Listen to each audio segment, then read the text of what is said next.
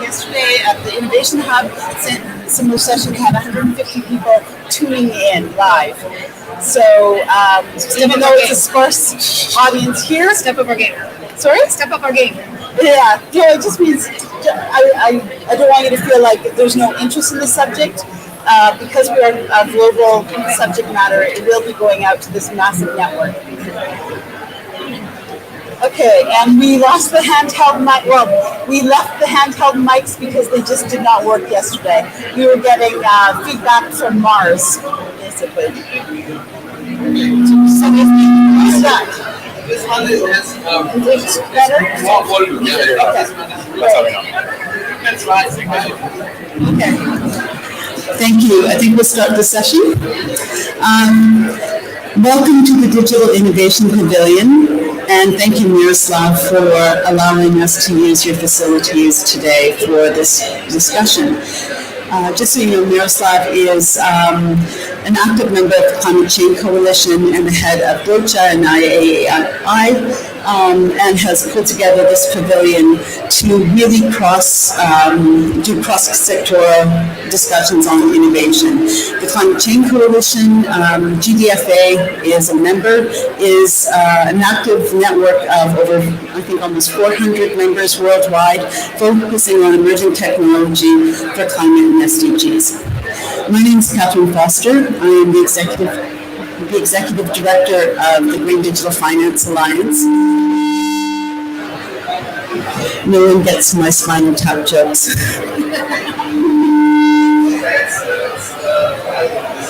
Okay. I'm sure that.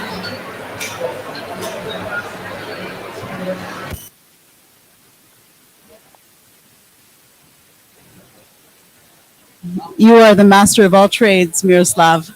I'm sure this is the first time you've had any technical. Is this the first time you've had any technical trouble? I'm sure.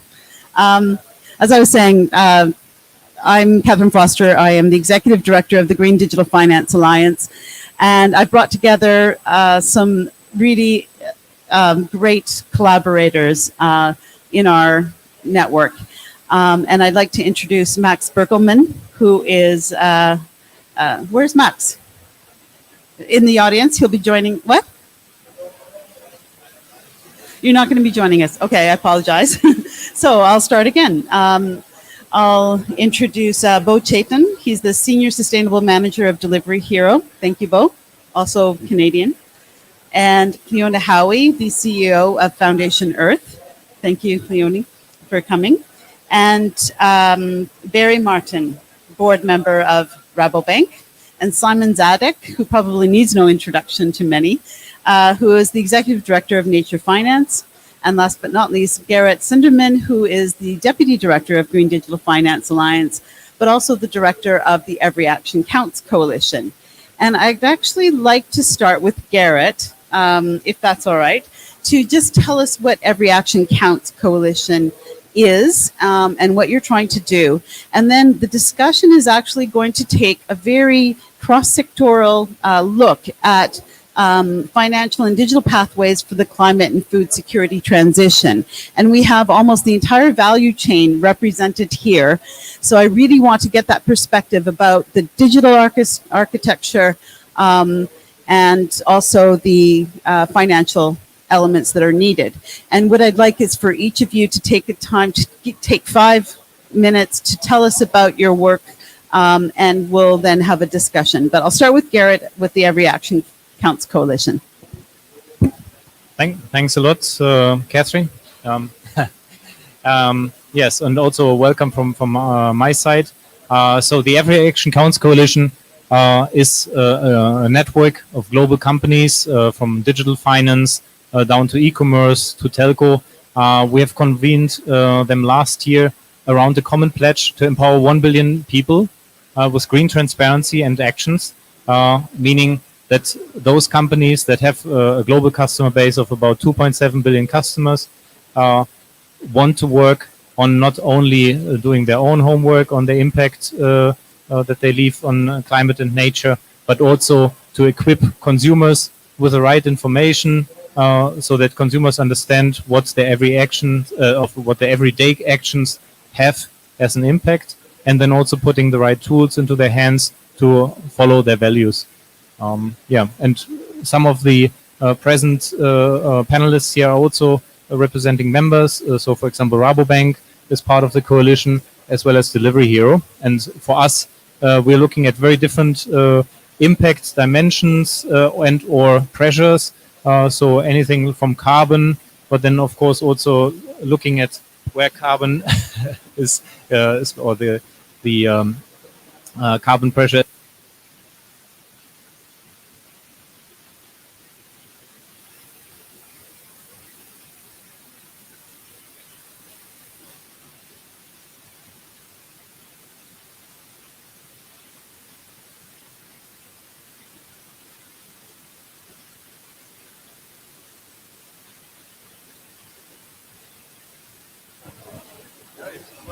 Okay, good. Back to life. So food is of course like one of the main contributors to global greenhouse gas emissions, and that is also why in this work with the platforms we're also looking at it, and have been working on some research also with Nature Finance together recently, and then of course always looking at the practical side, and that's where platforms like Delivery Hero, for example, are very key because they have the end customer relationships in a very day-to-day food context and use case. So probably enough said from my side.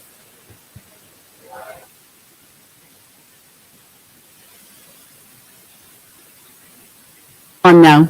Oh, wow. It is very on. Hi.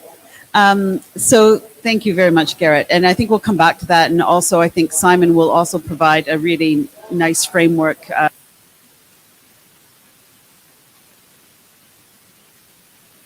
I think maybe the battery is getting low. Maybe. Is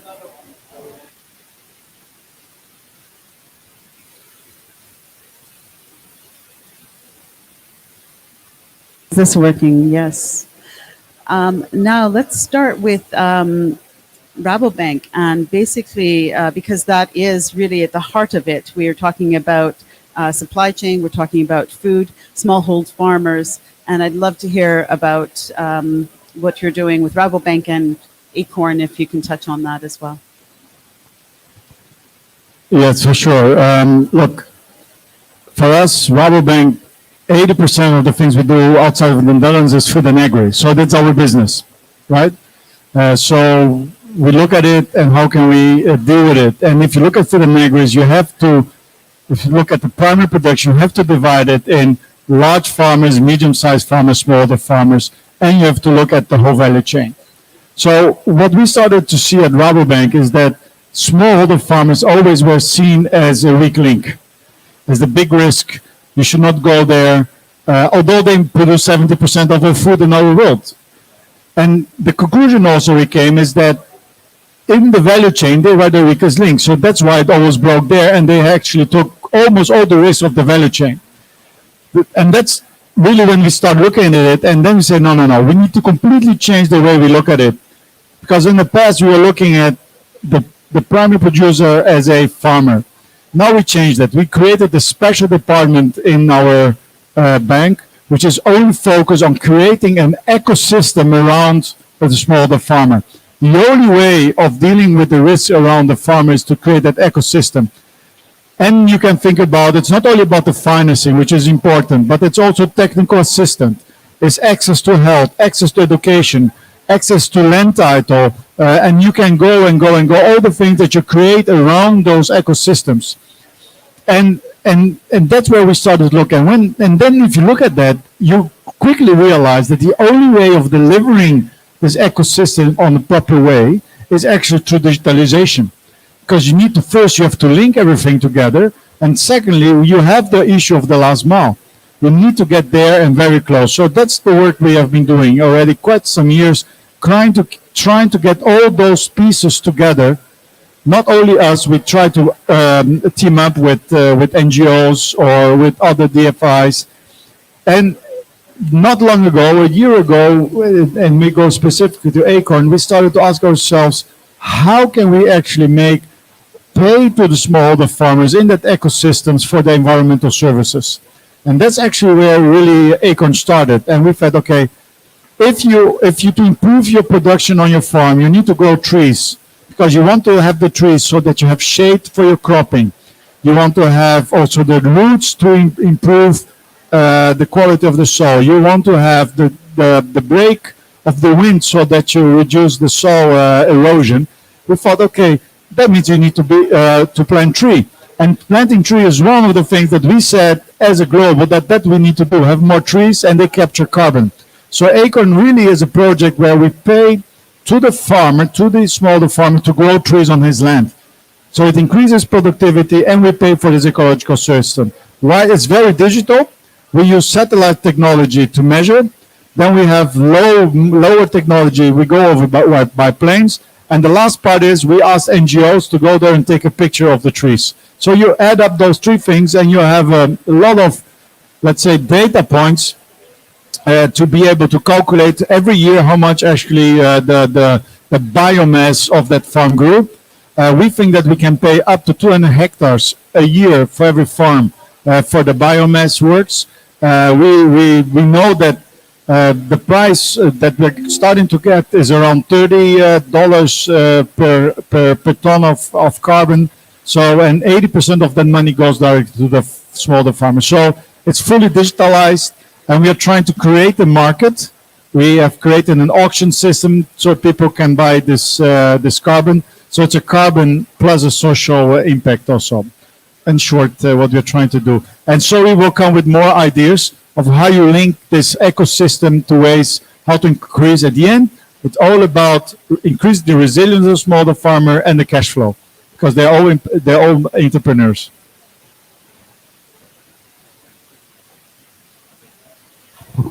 So, Simon, I can see you nodding. Do you want to go now or okay.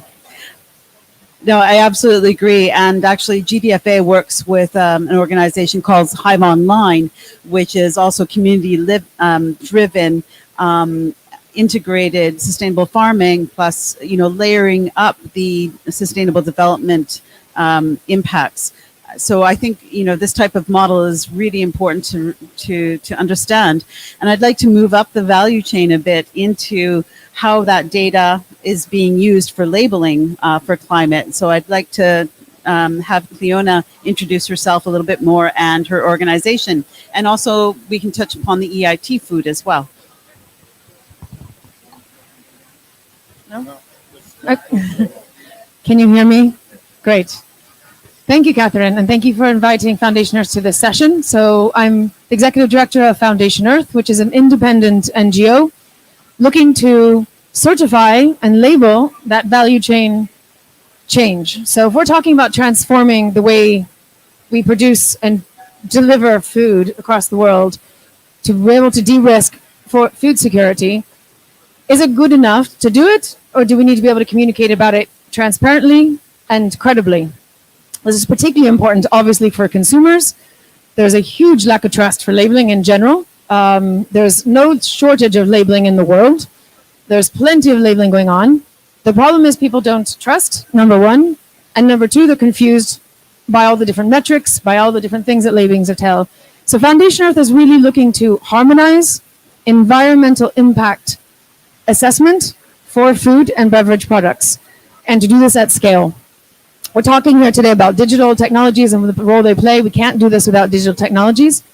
What we are focusing on, though, is standardizing the metrics of how we're measuring it, so we're all talking the same language. So when you say my apple is this and I say my apple is that, we can actually compare our apples. This is really important, because otherwise we're not providing any incentive down to the farmers to invest in sustainability, because they would say, well, my apple is not being compared to someone else's apple, and therefore anyone can say anything they want. This is the standardization part is incredibly important. The credibility part, doing this independently, third-party verified, is incredibly important. When we talk about the consumer and the other end of the value chain, one of the things that we've discovered at Foundation Earth working is saying, fine, this is really important for B2C. But when these companies find out their impact and they want to go and make change, they are not speaking the same language on the metrics as their B2B suppliers and down to the farm level. So one of the things we're building a pilot on right now with some of the world's biggest food companies who own their supply chain, what if we drove value chain across the whole value chain with certification that's speaking the same language all the way down to farm level? Will this shift economic asset value? Will it drive economic asset value to where recognition is deserved and should be placed to continue to protect the people who are our land stewards, who are caring for the soil health, because that does have an impact on the final grade of a product on shelf that we buy every single day. And if that recognition and reward isn't down to farm level, then are we really changing it with a B2C label? So this is one of the exciting interventions that we're taking at Foundation Earth. We're thinking bigger. We don't want to label ourselves just as a B2C labeling. We think, what's the big picture? How can we drive transformative change, but still maintaining the concept? It's not good enough to do the work. We have to communicate it transparently and credibly. And you can't just say we're gaining all this intelligence and aren't we wonderful? So fighting greenwashing, standardizing metrics, and really, really giving recognition and incentive where it's due. Before we move on to Delivery Hero, I did want to ask you about the importance of the EIT Food. And I mention it because I'm a board member of EIT Food, and you are actually one of the leading organizations that is being supported. What is the importance of the EIT Food, which is the EU's program? It's actually the world's largest program on food innovation, not just for sustainability, and it brings stakeholders together. Has that been an important part of bringing stakeholders to your platform? Absolutely. Thank you, Catherine. So I think you mentioned ecosystem approach at smallholder farm level. Well, at any stage of what we're trying to do, the ecosystem approach is crucial. No one can do this alone, right? There's no medal to win. Foundation Earth certainly can't be doing this alone. So the ecosystem approach and building a community of partners who support what we're doing is a mission there behind it. Where are our combined objectives? We synergize on aims. How can we work together? EIT Food has been absolutely fundamental in helping us build that ecosystem approach.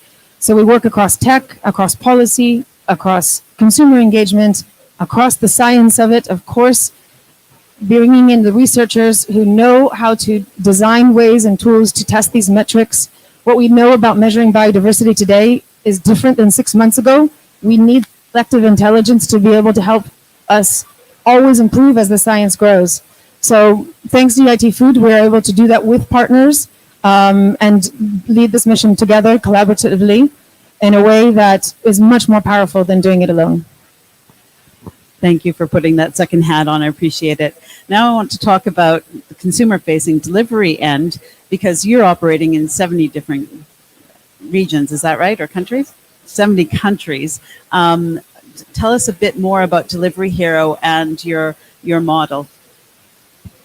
Yeah, I mean, Delivery Hero in our place in the value chain, and we've got the opportunity to kind of understand the impacts of the customers directly. And traditionally, our model is restaurant facing, so issues with last mile logistics and it's, as well as packaging. But Delivery Hero is also a company that is growing into the grocery space, and so we're getting more and more participatory in the value chain that we've been talking about here today. And I think the responsibility that we have is bringing that customer interaction into the conversation when we're talking about this value chain. So it's educating the customers where we can through eco labeling, but also understanding and collecting data in terms of behaviors that we see on our platform. At the heart of Delivery Hero, we do regard ourselves as a tech company. And so we're a data-driven tech company, and so by being able to collect that information, we can hopefully make changes both within our own operations, but then feed that back upstream into the value chain, as well as with regulators and municipalities about how changes can be made at the end of the value chain. So. that's how I see Delivery Hero participating in not only the value chain, but as well this conversation. And so it's our ability to work as a tech company and iterate fast on a relatively rapid feedback loop to get that consumer information back into the value chain. Thank you.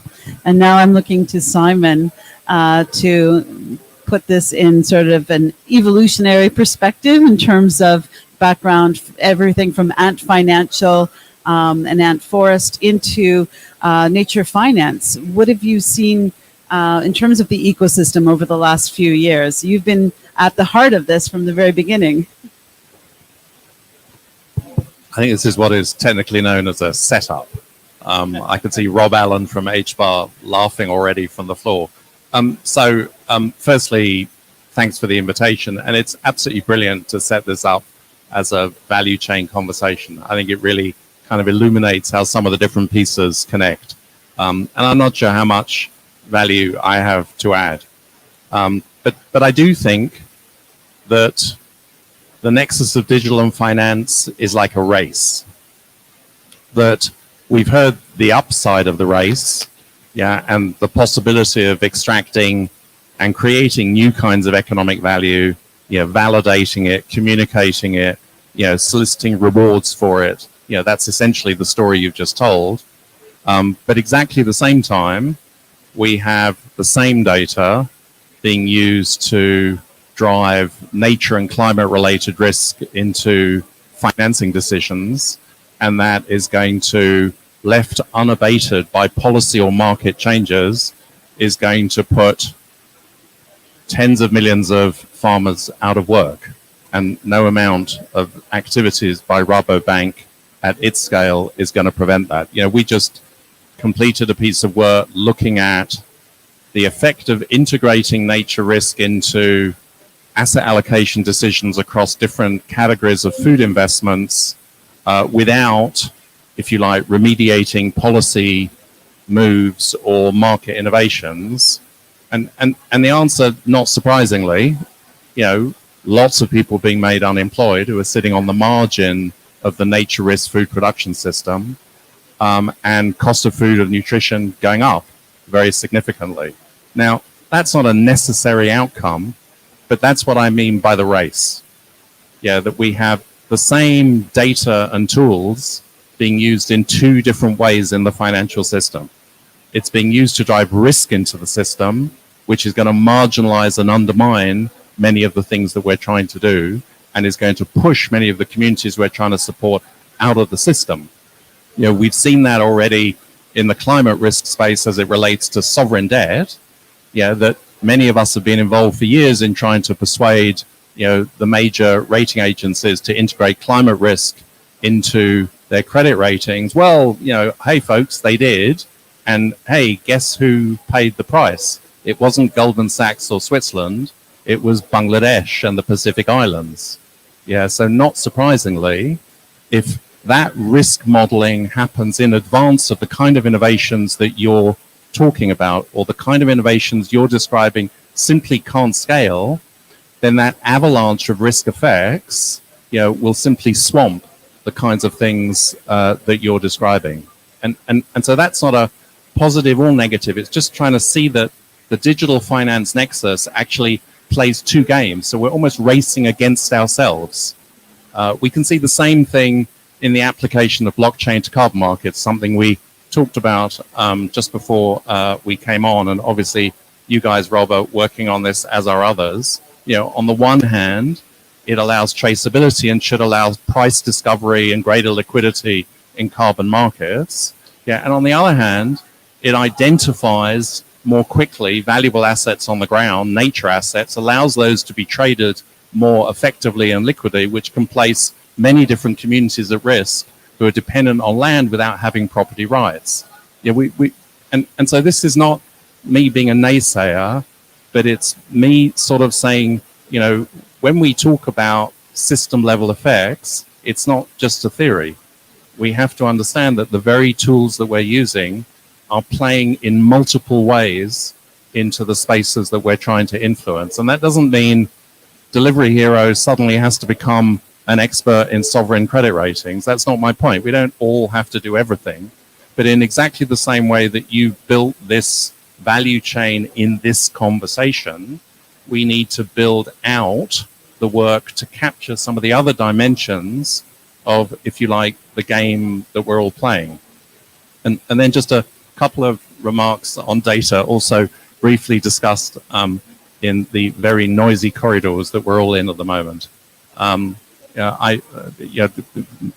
You may push back against this, but my simple view is, first of all, that at an early stage in the innovation curve, we're sort of trying to explain to people the use of data, and we're trying to educate people into the use of digital and all of those things that you and many others have been doing for years. But we have to understand at a certain point in the innovation curve, we need to change, and our story needs to change.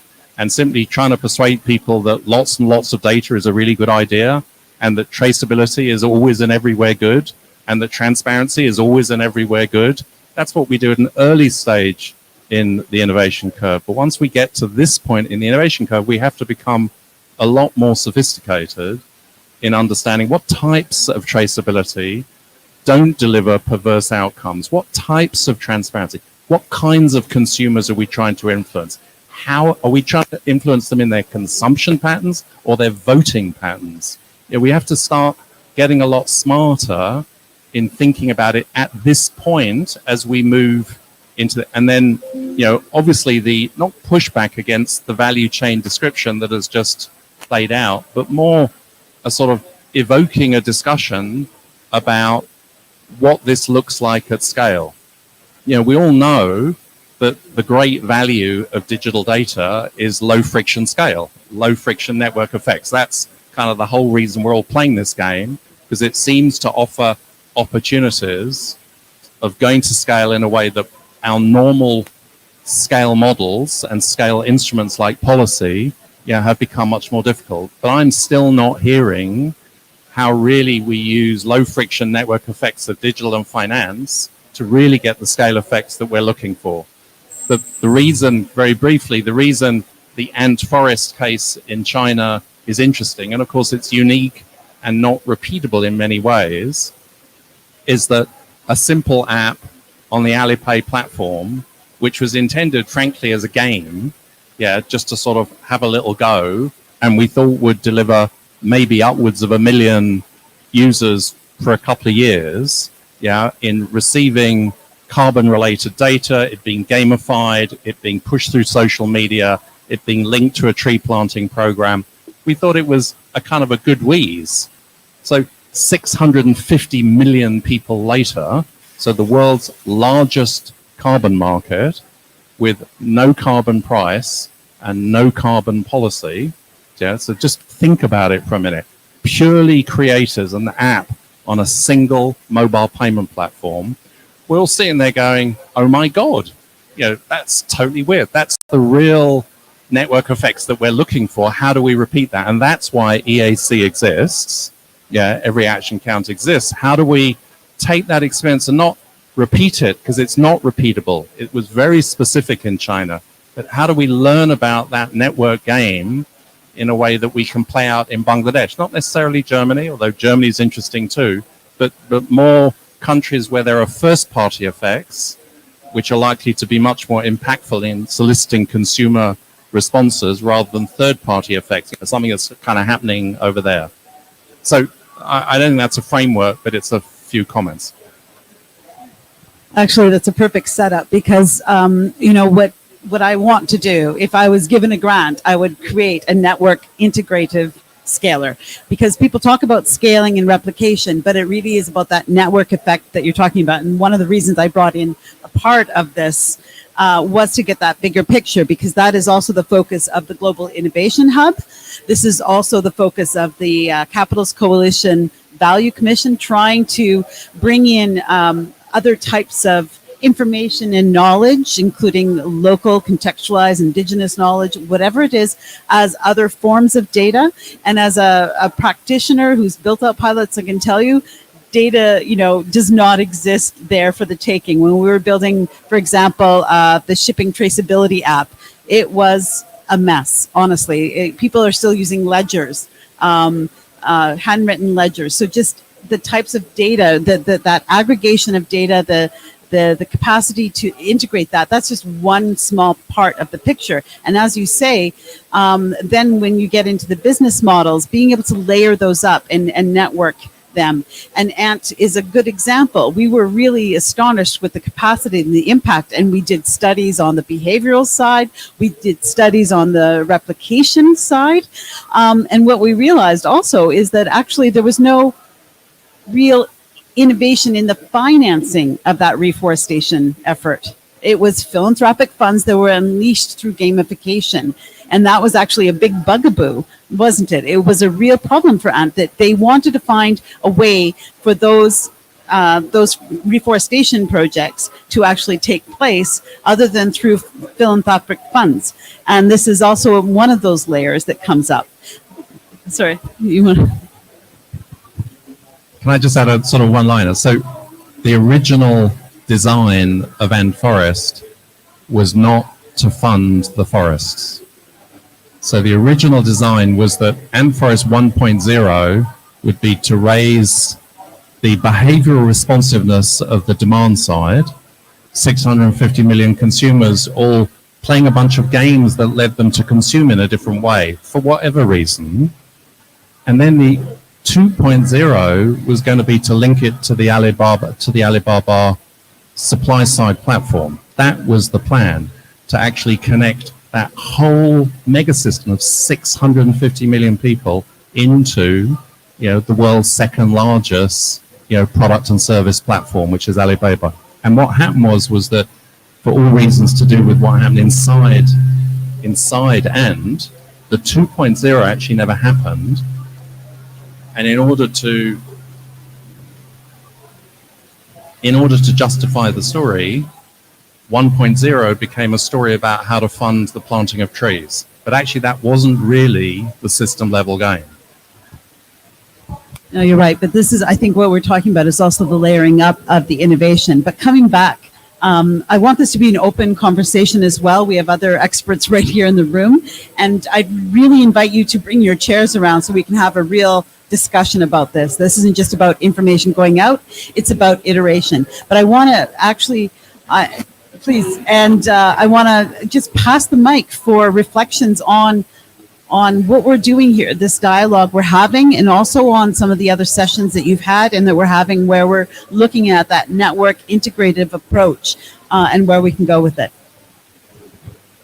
Yeah, thank you. I mean, we were having again conversations about the ability of data to drive financial mechanisms, and I definitely know that it's not Deliverio's place to be part of the mechanism conversation. But I hear the conversation about Ant Forest, and potentially from a biased perspective, I hear an example where end of the value chain, the customer facing sort of experience is something that drove change potentially up the value chain. And so I guess one question I have is do you see that in the same way as something that wasn't really meant to be an upstream mechanism change, but something that was introduced to individual users that kind of caused this ripple effect further upstream? And if so, can we apply that same sort of optimism to things like tackling value chain emissions within the grocery retail space and the whole food value chain? Is there that potential? I mean, I'll speak for Deliveroo. We hope there's that potential. That's exactly what we're trying to do. But yeah. If you have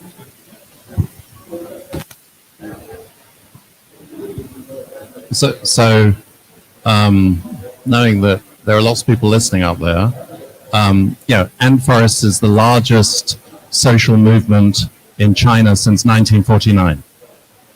Think about that for a second. Yeah, so there's no other way of organizing at scale in China. Yeah, and so it's not replicable in the same way. In other words, there were all sorts of triggers, yeah, that had nothing to do with the app, but just had to do with the context. Yeah. Secondly, we think it was about climate, but it wasn't. It was about pollution. Yeah. So actually, it was a first-party issue. People thinking about themselves and thinking about air pollution. They're dying. Yeah. And so I think we can learn a lot from Ant Forest. Yeah. We can learn, coming back to your eco-labeling work, that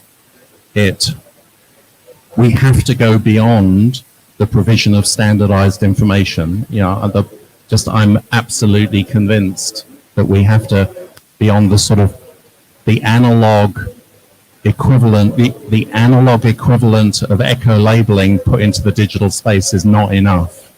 We have to get into the behavioral game much more strongly.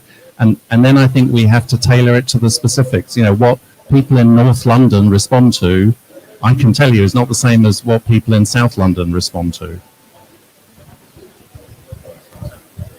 Thanks. Yeah, maybe just one thing to add, I mean, about the potential for these kind of services. I think the Ant Forest app for me was also just a very good example for finding a very engaging way to engage customers with a nature topic. And I think, speaking of, for example, food, I mean, a lot of people love food. I mean, food is like a social glue. And so I think there should be definitely ways to find how you can actually make this more fun to engage with food. Because at the moment, food is about, okay, I need to get my shopping list done. I need to queue. But if you have like more fun ways also maybe for younger population to explore this, I think then there should be also on other verticals or on other impact dimensions very much pickup. Thank you. And I'm really enjoying this conversation because it does spark thinking, right? And from my point of view, saying, okay, isn't eco-label enough? I'd be the first person to say, no, of course it's not enough. It is a much bigger picture. If I look at the bigger picture and I think, what are we finding out? What are we learning? And to give some examples, what are we learning? And what else should we be doing with this information that we're learning? Eco-labeling, again, I reinforce, it's not enough to collect intelligence and not communicate credibly about it. We have to be credibly communicating and hold accountable for it. Can you imagine at this COP, if all the food and drink that we're consuming, you knew what the environmental impact was would you all change your behavior? I would hope you would. I also hope that we'd hold COP accountable for whatever food they've brought in. Is it sustainable? Where is it produced? What are we eating? Where did that water come from? Is it the right water that we should be drinking at this place in the world? Right? If we're not doing that, how can we expect any other further change to happen? And I would like to believe that we walk the talk, right? And if it doesn't start with us, then I don't know where it's going to end. So I think that we can't always shy away from the complex, so complex, we can't start something. We have to start something. The bigger picture as well is what we're learning from the insights of going through this process of making people, and I say making very lightly because this is still voluntary, although in Europe regulation is coming and it's coming quickly. But the amount we're learning is tremendous. We're learning where we should and should not be growing food and at what time of year, under what conditions, and we're not doing it right, right? I've been doing environmental impact assessment for 30 years and I've seen stuff I never thought was true. And you could not have told me before I started doing this that was this. For example, plant-based meat at retail space, for example, that data is not being captured of food waste at retail space is not being captured. The amount of plant-based meat being wasted at food retail is significantly more, double normal meat. Why? It's being shelved differently. Just that data alone could change the way we think about plant-based meat versus meat. And we're not here to advocate one or the other. We're here to say the data speaks for itself and we have to learn from it. And then where do we take that learning? And this is what we were discussing before, saying, okay, we're swimming in data, we're drowning in data, what are we doing with it? Policymakers don't always have access to these insights. It's seeing these trends at global level of where we're producing food. All apples are not equal. And telling ourselves that all apples are equal is a lie, right? So where and how should we be growing apples? And that's changing because of climate change. I live in Spain. The majority of Spain was a breadbasket of Europe and no longer is, and we should not be growing food the way we're growing it in Spain today, like we did 50 years ago. We should be changing it. And if policymakers don't have that information, they're not implementing regenerative agriculture or other subsidies on policy the right way because they don't understand the impact that we're having, for example, on growing tomatoes in Spain when we no longer should be, right? Ireland can now grow onions. We didn't know this until we started measuring this and looking at this. You can now, don't need to import onions from Peru. We can grow them in Ireland. And I've been working with Irish companies that have been importing their onions, where we completely stopped them importing their onions from Peru. So how do we use this data? How do we catalyze knowledge capture, knowledge transfer, thought leadership, feed that back into policy action, to take action, to implement different ways of how we should grow our food, to decrease risk, and actually trigger value chain transformation on a whole, and also that economic shift of where should people be rewarded and recognized for their sustainability investment so that they have an ability to market themselves differently. And I think that that's also really important. Triggering competition, we shouldn't shy away from it. And again, if we were held COP accountable for the food we're eating here, it would trigger competition. Who wants to be a sustainable supplier of COP? If we're not even looking at who's sustainable at COP, we don't know. But maybe we could have chosen better of who's bringing our water and our food to this event. Well, I can tell you on Monday, we didn't get the food delivery, so there was no issue. But no, the point is very well taken. I'll pass to yourself and you as well. And then I'd like to take a... Do you want to ask your question now? Thank you. Yeah. So many things to respond to. The point of data transparency, I think the one that Simon made, and the unintended consequences of pure data transparency is really key. I don't think it's necessarily a bad thing to have the capability to reveal all, because that brings good things. I think you need selective disclosure.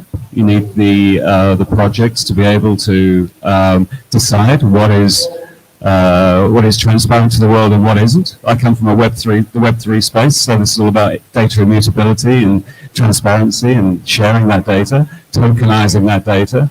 So if we get to a point where we can do that, and we have open systems with open marketplaces, so supply and demand is balanced, then one would expect the free market mechanics to determine price differentials on data. And that tokenized data allows for the purchasers of the product or the purchasers of the data to determine if there's a price differential. And those will give you market signals back to the projects about what is worth revealing and what isn't. But that needs to exist within a framework, and the sorts of frameworks that Simon is working on, to work out what is safe to reveal and what isn't. So it's not just market dynamics, there's a kind of regulatory framework around it as well. Okay. Thank you. I'm sorry, I didn't realize he had to leave, but we have would you like to introduce yourself and make, sorry, Matt, introduce yourself and... Of course. Thanks. Barry unfortunately had to leave. My name is Max. I work at Acorn, the initiative within Rabobank that Barry mentioned as well. We're working with smallholders to enable them to transform to an agroforestry system and generate carbon credits that we then sell onto the voluntary carbon market. Not necessarily because we like carbon credits per se, but we think it's a nice way to actually fund the transition to an agroforestry system. Rather than like giving an old promotional talk, I actually wanted to ask you a question. Sorry, I forgot your name there. Clear.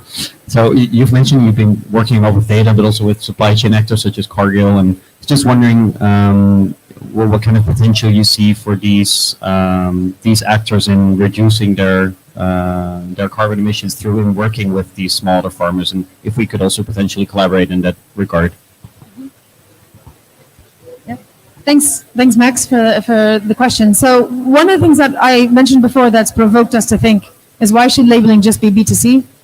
right? And what if we got the whole value chain talking the same language? Because a lot of the companies that have gained this intelligence say, now what? Now what do we do? And how do we support farmers that are providing quality ingredients, supplies into a final product? And there's definitely a lack of incentive for them to participate because they don't see the recognition. What I call data participation is it's not always data transparency issue, it's a data participation issue. And the data is very tangible, and we spoke about this. The data exists, we're swimming in it, but it's not being captured in all the same metrics in the same way. And people are saying, I don't see why I should participate. So what we've thought about is how do we extend this across the whole value chain so that companies can start talking to each other better, working with each other better, and choosing what farmers who they're supplying from better. And to do that, they need to be speaking the same language. So we're exploring with some of the big food companies that own a lot of their supply chain, for example, and own the land and have these small farm networks, is how can we stimulate and incentivize and give reward and recognition to them with a whole value chain certification process that allows them to understand coherently where those choices can be made to improve overall sustainability in a product value chain, at a value chain level, not just an individual product level. Did you want to respond, or shall we? Yeah, thanks for this. Yeah, it's a lot of like recognition, relatable points in terms of that everybody is searching how to make their supply chains more sustainable. I haven't seen a lot of coordination yet, so if you can work on this, then it sounds interesting. I can just reflect on one thing. When Fiona and I were both at Climate Kick, and this is at the cusp of the alternative protein initiatives. We had a cluster that we let in of startups. We also had some methane reduction products that were being accelerated in the EU's Climate Kick, which was a precursor or a sister organization to EIT Food. And what we found in terms of the data being collected about the methane reduction, we had to pivot that and be able to, we actually had to create the carbon category for methane. It took about 3 years to shift that. And in that time frame, the startup, of course, was really struggling with its finances. And so had to, again, it's about pivoting and layering up the business model, because of course the farmer does not want to pay more for feedstock that has that in there. Also, in terms of the delivery mechanism and the measurement for the MRV, for the monitoring, reporting, and verification, in order to get the certification, that was extremely cumbersome. At the time, the only way to measure it was a hood over the cows. Now we have sensors that go in barns, and also we have satellites that can go in and measure right down to like 2 or 3 cows in the field. So that took care of the pasture and the movements, particularly in places like Switzerland, where cows go to pasture in the mountains. You're not going to come in and measure them every day. So this type of layered, iterative networking approach finally got us the methane category with Verra standards. But in the interim, the business model of the startup had to shift. And then now we're looking at AI and how we can cluster this so that we can actually ramp up not only the innovation, but also that value chain payback. This finances back down the value chain. So to me, this is, again, the evolution of that interface that we're talking about here, that network effect, and the issue around collaboration and working with core partners to actually make that happen and persevere. I think we're coming to the end, and we have the next session, which I hope you will stay for, which is on cities. And I know that cities are really important to Delivery Hero and to all of us. This is like the core of the food delivery system for globally. But I just want to take an opportunity for each of you to make a final statement or comment or observation before we close the panel. And I'll start with. So maybe the last thing, just on the theme of data, because it seems like we're circling around that topic. The data point about shelf lives of plant-based meat versus traditional meat was new to me, but this is an area as a company that has, smaller micro-fulfillment centers rather than larger retail spaces is really important to make sure that we're, sourcing the amount of products. So we've invested heavily in on-demand planning in a way that we hope to scale that reduces the amount of waste that we're seeing in our spaces. And then, last maybe connection to the city's conversation coming up is, maybe different than the grocery value chain, but as the delivery of food to customers, this is something that we hope to reduce our impact going forward, and hopefully participating in a way where our data on what zero emissions deliveries and carbon free logistics can look like in the cities that we work with. So maybe a couple of different avenues that data can be hopefully valuable going forward. I'll be quick, and it's, I think, to reinforce the message around accountability. So green claim regulation is coming, particularly in Europe.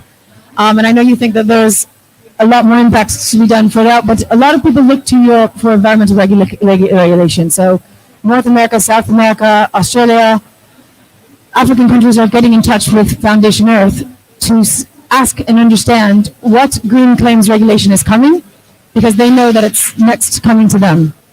And that power of saying accountability and being able to make green claims credibly could trigger new ways of collaborating at an ecosystem approach that allows people to market themselves credibly, which I believe will change the way that we work together and produce food.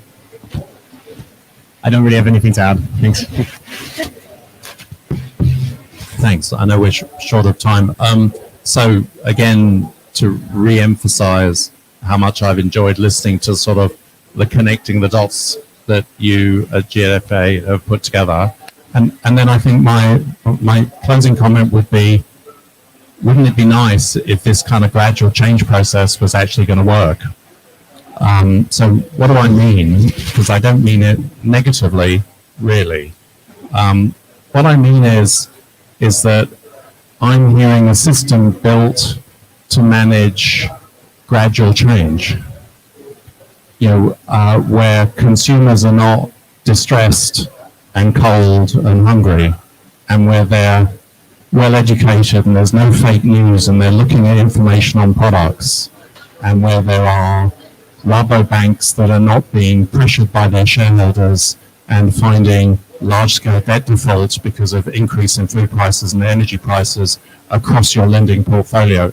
None of that is true. And so I think a next step, so rather than that being seen negatively, is to ask, how do these sorts of systems cope with highly disruptive and volatile systems? Because all of our innovations need to work in that context and need to scale in that context. And I'm hearing the possibility of that, but not the description of it yet. Thank you. Okay, I think this is a perfect point to end on, with every action counts, maybe. Thanks. No, I'm really looking forward to all the innovations that are now still being created, like with a vastly increasing amount of data for the food supply chain, to really simplify it or synthesize it into some information that consumers can also really deal with, and that will actually contribute to a transition. Because I think nowadays we don't have a problem anymore of data not being available, but just by being completely overwhelmed by the data. And I think that will be some interesting work ahead.